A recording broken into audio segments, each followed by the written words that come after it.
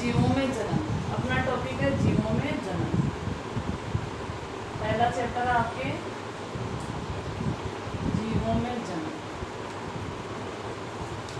तो अपन ने देखा था जन्म क्या होता है, वो प्रक्रिया जिससे जीव अपने समान नया जीव उत्पन्न करते हैं, उस प्रक्रिया को क्या कहते हैं, जन्म। ठीक है, समान जीव आपस में प्रजनन करते हैं। जन्म क्यों आवश्यक है, ताकि जाति की संतति या जाति क्या हो उसकी निरंतरता बनी रहे। ठीक है, इसके अलावा अपन ने देखा कि जो जनन होता है वो दो प्रकार का होता है, कौन सा, लैंगिक और अलैंगिक। तो अपन पढ़ रहे थे कौन सा, अलैंगिक जनन, अलैंगिक जनन। ठीक है, अपन कौन सा पढ़ रहे थे, अलैंगिक जनन। अलैंगिक जनन किसमें पढ़ रहे थे, पादपों में। किसमें पढ़ रहे थे अपन, पादपों में। पादपों में इसको क्या कहते हैं, कायिक जनन भी कहते हैं। कायिक का मतलब पादप के कायिक भागों से नए पादप का निर्माण। सबसे पहले कौन देखा था आपने, जड़ के द्वारा देख लिया। आज देखेंगे अपन तने के द्वारा कायिक जनन। अब देखो, कल भी मैंने बोला था जड़ और तने में मुख्य क्या अंतर होता है। जड़ वो भाग होता है जिसमें पर और पर्व संधियां, नोड और इंटरनोड अनुपस्थित होते हैं, जबकि तने में क्या होंगे, पर और पर्व संधियां क्या होते हैं, आपके पाए जाते हैं। ये ध्यान रखना है। ठीक है, तो अब देखो तना, जो पादप होते हैं उनमें तना से कौन कौन से ऐसे पादप है जिससे तने से नए पादप का निर्माण, जैसे आपके आलू है। इस सीजन में आपको आसानी से देखने मिल जाएगा आलू। ठीक है, ये आपका आलू है। अब देखो आलू में ऐसे ऐसे बने होते हैं, यहाँ छोटी छोटी बर्ड होती है, इसको क्या बोलते हैं, आंख, आई। अगर आप इसको यहाँ से काट के, यहाँ से कट करके जमीन में बो दोगे तो इससे नए पादप का निर्माण हो जाएगा। पता कैसे चला कि ये जड़ है, ये तना, क्योंकि इसमें क्या पाई जा रही है, पर और पर्व संधियां। ठीक है, तो आलू इसका उदाहरण है। ठीक है, इसके अलावा अरबी, अरबी, अदरक, हल्दी, देख लो आप इनके एग्जाम्पल। ये आपकी अरबी है, अरबी ऐसी होती है। ये कौन है, पर और पर्व संधियां। अदरक देख लो आप, अदरक में क्या होता है, ऐसी होती है अदरक। क्या है ये, पर्व संधियां। तो जो आपके पादप है कौन से, एंजियोस्पर्म, आवर्त बीजी पादप, उनमें बहुत सारे ऐसे पादप है जिनमें तने की सहायता से आप नए पादप का निर्माण कर सकते हो। तो ये कहलाता है तने की सहायता से या तने के द्वारा पादपों में कायिक जनन, जिसको अलैंगिक जनन भी। ठीक है, अब चलते हैं, ये सिंपल सा एग्जांपल है, आलू है, अदरक है, अरबी है। अब देखो जड़ में कौन था आपका, शकरकंद। ठीक है, पुदीना आ जाएगा आपका। अब ये मत देखना, मूली है, सरसों है, ये सब जड़ें हैं। मूली है, सरसों है, सरसों के फूल भी आते हैं, पादप उसकी पत्तियां भी काम में आती है। तो जो आलू है, अरबी है, अदरक और हल्दी, ये कौन है आपके तने। गाजर है, मूली है, सलगम है, ये सब कौन है आपकी जड़ें हैं। ठीक है, पर उनमें जड़ों के द्वारा जन्म नहीं होता, ये ध्यान रखना। ठीक है, अब देखते हैं अपन पत्ती के द्वारा जन्म। बहुत सारे ऐसे पादप है जिनमें पत्तियों के द्वारा भी क्या होता है, आपके कायिक जनन होता है। अब देखो दो एग्जाम्पल है, बहुत पॉपुलर एग्जाम्पल है, पत्ती के द्वारा पादपों में जनन। ब्रायोफिल्म या पत्थर छट्टा, ब्रायोफिल्म, इसको पत्थर छट्टा भी बोलते हैं। ठीक है, अब देखो ब्रायोफिल्म पादप ऐसा होता है, ये उसकी पत्ती देख रहे हैं अपन। ब्रायोफिल्म की जो पत्ती होती है, उसके जो लीफ होती है, उसकी मार्जिन पे से छोटे छोटे से पादप लग जाते हैं।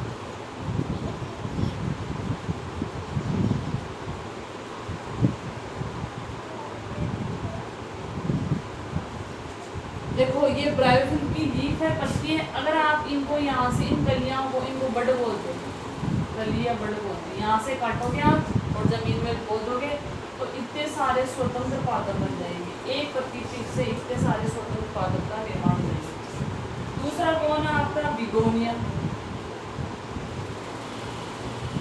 ब्रायोफिल्म और बिगोनिया। ठीक है, बिगोनिया में भी ऐसे होता है, जैसे ये बिगोनिया है, इसकी लीफ ऐसी होती है।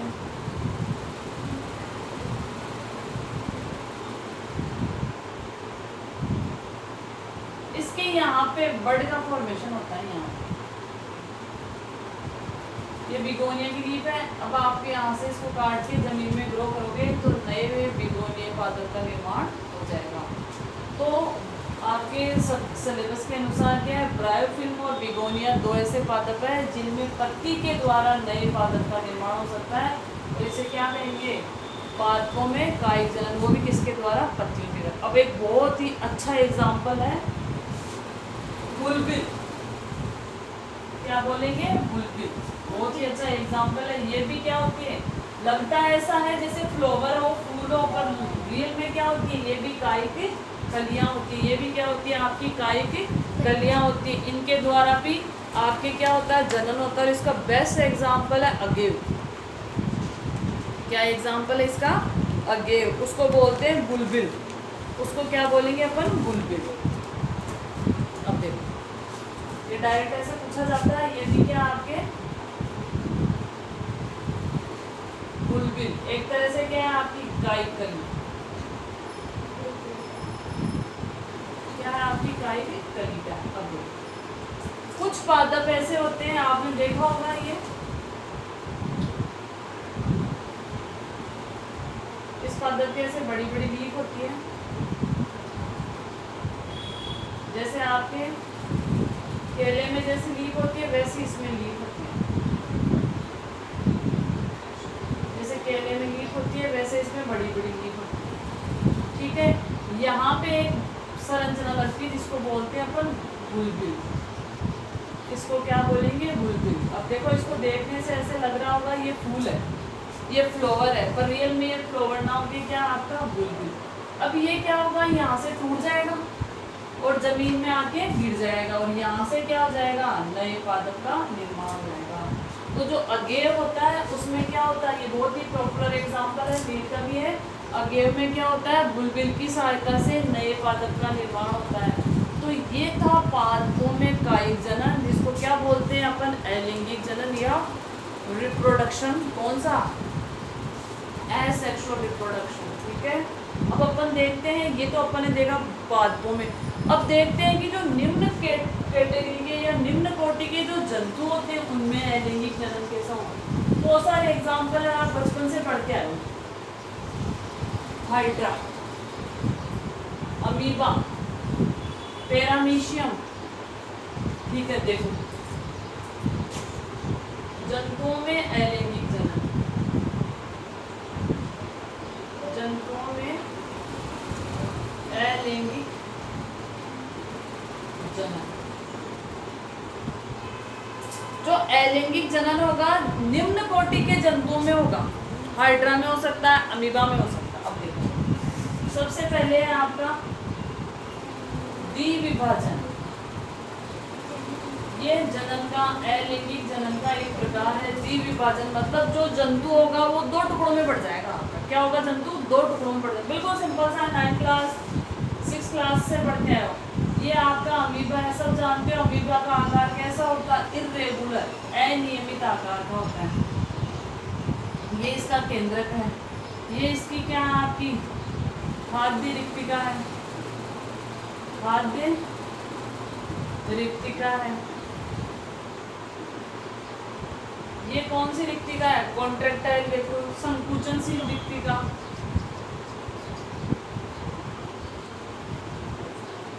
संकुचनशील रिक्तिका, रिक्तिकाएं कई प्रकार की होती है, 11th में पढ़े थे आप। ठीक है, तो जो अमीबा है अनियमित आकार का होता है। इसमें जो ये संरचना है इनको क्या बोलते हैं, लोबोपोडिया, फिलोपोडिया। क्या बोलते हैं, पार्श्व लोबोपोडिया।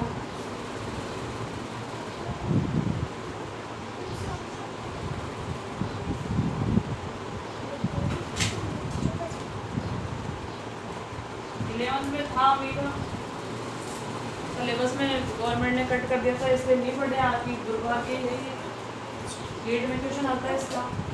तो अब अमीबा में क्या होगा, ये देखो अमीबा की संरचना। अब देखो अमीबा में क्या होगा, द्विविभाजन। द्विविभाजन में सिंपल से पता चल रहा है 2 टुकड़ों में टूट जाएगा। अगली स्टेज में क्या होगा, इसका जो केंद्रक है, अमीबा का जो केंद्रक है वो क्या हो जाएगा, साइज में बढ़ जाएगा।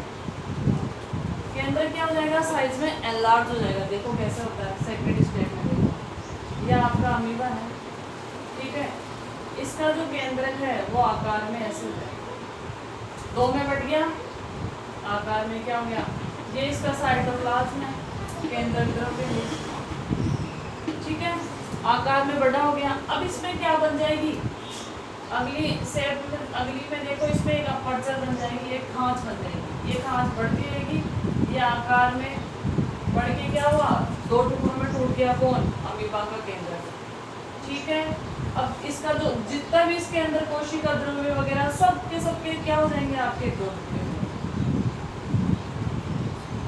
एक केंद्र इधर चला गया, एक केंद्र ये इसका साइटोप्लाज्म कोशिका द्रव्य कॉन्ट्रैक्टाइल वेहिकल हो गया।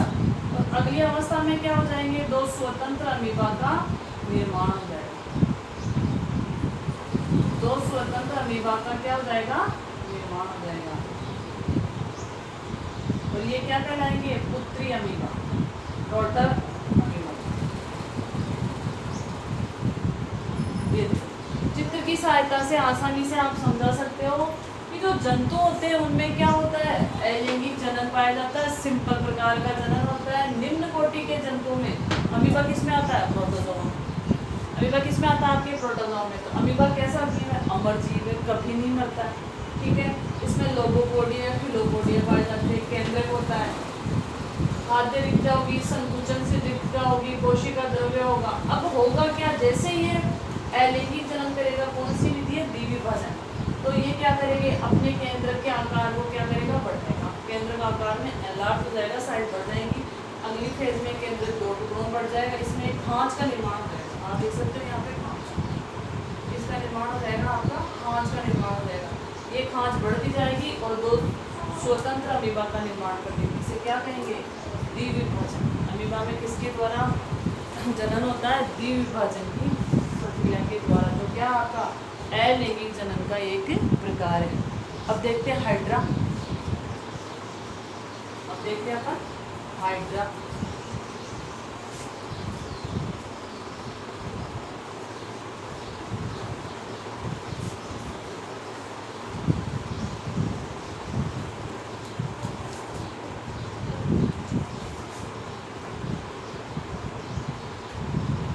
हाइड्रा में किससे होगा, मुकुलन से।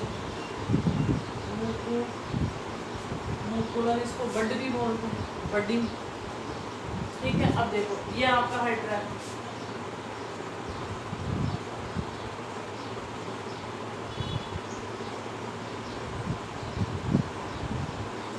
इसमें एक छोटी सी बड बन जाएगी। जो मूल हाइड्रा है वैसी होगी, बस आकार में छोटी होगी।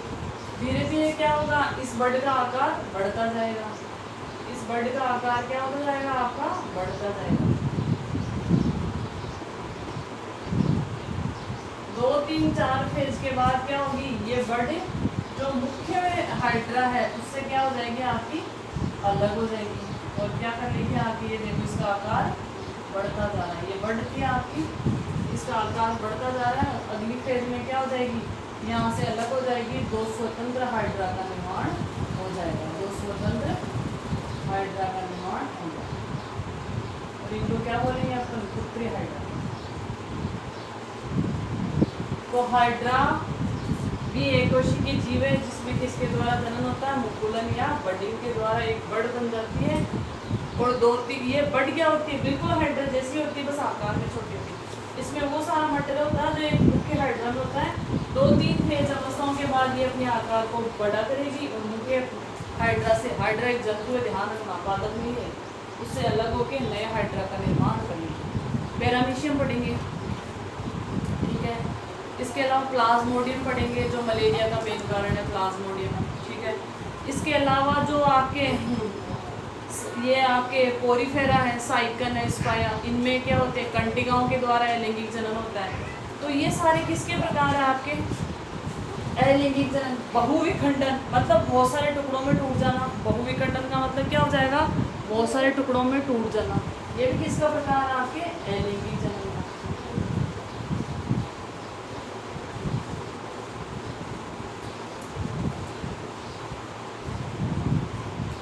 मलेरिया का नाम सुना ही होगा आपने। मलेरिया किससे होता है? प्लाज्मोडियम से होता है। मलेरिया किससे होता है आपके?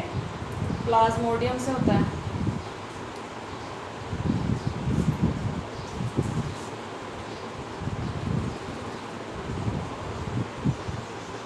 प्लाज्मोडियम ये कौन है? मलेरिया का है।